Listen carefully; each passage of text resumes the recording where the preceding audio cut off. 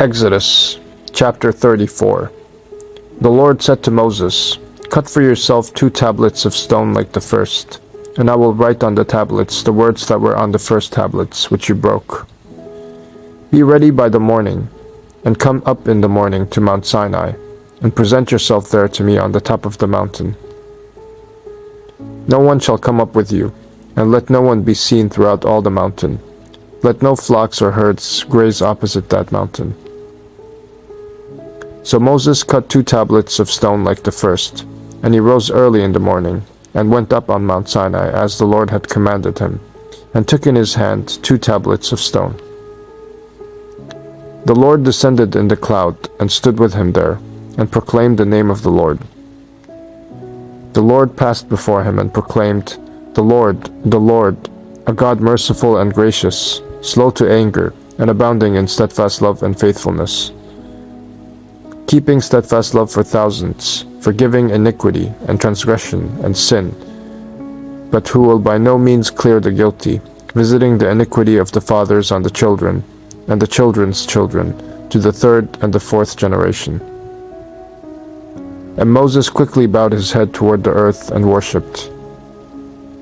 And he said, "If now I have found favor in your sight, O Lord, please let the Lord go in the midst of us, for it is a stiff-necked people, and pardon our iniquity and our sin, and take us for your inheritance." And he said, "Behold, I am making a covenant. Before all your people I will do marvels, such as have not been created in all the earth or in any nation. And all the people among whom you are shall see the work of the Lord, for it is an awesome thing that I will do with you. Observe what I command you this day. Behold, I will drive out before you the Amorites, the Canaanites, the Hittites, the Perizzites, the Hivites, and the Jebusites. Take care lest you make a covenant with the inhabitants of the land to which you go, lest it become a snare in your midst. You shall tear down their altars, and break their pillars, and cut down their Asherim. For you shall worship no other God, for the Lord, whose name is jealous, is a jealous God. Lest you make a covenant with the inhabitants of the land, and when they whore after their gods, and sacrifice to their gods, and you are invited, you eat of his sacrifice. And you take of their daughters for your sons, and their daughters whore after their gods, and make your sons whore after their gods. You shall not make for yourself any gods of cast metal. You shall keep the feast of unleavened bread. 7 days you shall eat unleavened bread, as I commanded you, at the time appointed in the month Abib, for in the month Abib you came out from Egypt. All that open the womb are mine, all your male livestock, the firstborn of cow and sheep. The firstborn of a donkey you shall redeem with a lamb, or if you will not redeem it, you shall break its neck. All the firstborn of your sons you shall redeem, and none shall appear before me empty-handed. 6 days you shall work, but on the 7th day you shall rest. In plowing time and in harvest you shall rest.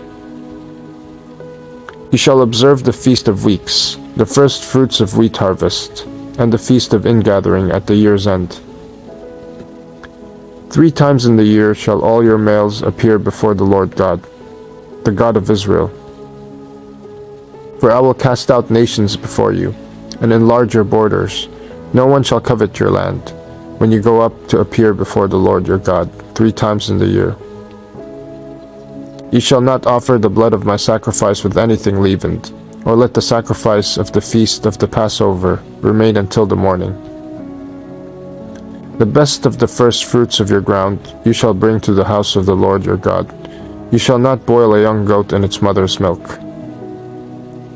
And the Lord said to Moses, "Write these words, for in accordance with these words I have made a covenant with you and with Israel." So he was there with the Lord 40 days and 40 nights. He neither ate bread nor drank water. And he wrote on the tablets the words of the covenant, the 10 commandments. When Moses came down from Mount Sinai with the 2 tablets of the testimony in his hand, as he came down from the mountain, Moses did not know that the skin of his face shone, because he had been talking with God. Aaron and all the people of Israel saw Moses, and behold, the skin of his face shone, and they were afraid to come near him. But Moses called to them, and Aaron and all the leaders of the congregation returned to him, and Moses talked with them. Afterward, all the people of Israel came near, and he commanded them all that the Lord had spoken with him in Mount Sinai. And when Moses had finished speaking with them, he put a veil over his face. Whenever Moses went in before the Lord to speak with him, he would remove the veil until he came out.